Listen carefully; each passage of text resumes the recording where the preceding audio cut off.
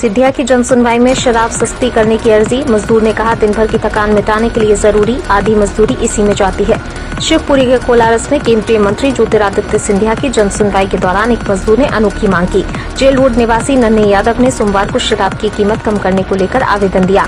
नन्हे यादव ने अपने आवेदन में लिखा, वे मजदूरी करते हैं और दिन भर की थकान के बाद रात में आराम और नींद के लिए शराब का सहारा लेना पड़ता है। हालांकि शराब महंगी होने के कारण उनकी आधी मजदूरी इसी में चली जाती है, जिससे परिवार के भरण पोषण में दिक्कतें आती हैं। उन्होंने मंत्री सिंधिया से शराब की कीमतें कम कराने के लिए संबंधित विभाग को निर्देश देने की अपील की।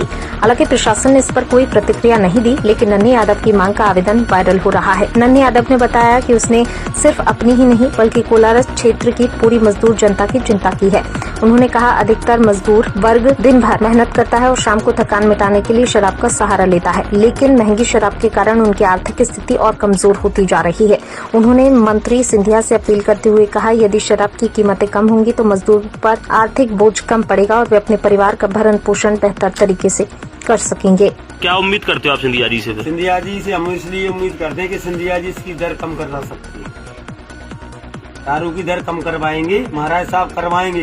कैबिनेट मंत्री हमारे भारत सरकार के, वो चाहेंगे जितनी रेट हो जाएगी। इसी उम्मीद से और आशा से आपने उनको एक कल ज्ञापन दिया। महाराज के चरण स्पर्श करके ही निवेदन किया है कि महाराज साहब चाहेंगे, जैसे कोलार में ग्वालियर से गुना तक रेल की पट्टी डलवाई तो हमारे लिए दारू सस्ती नहीं करवाई।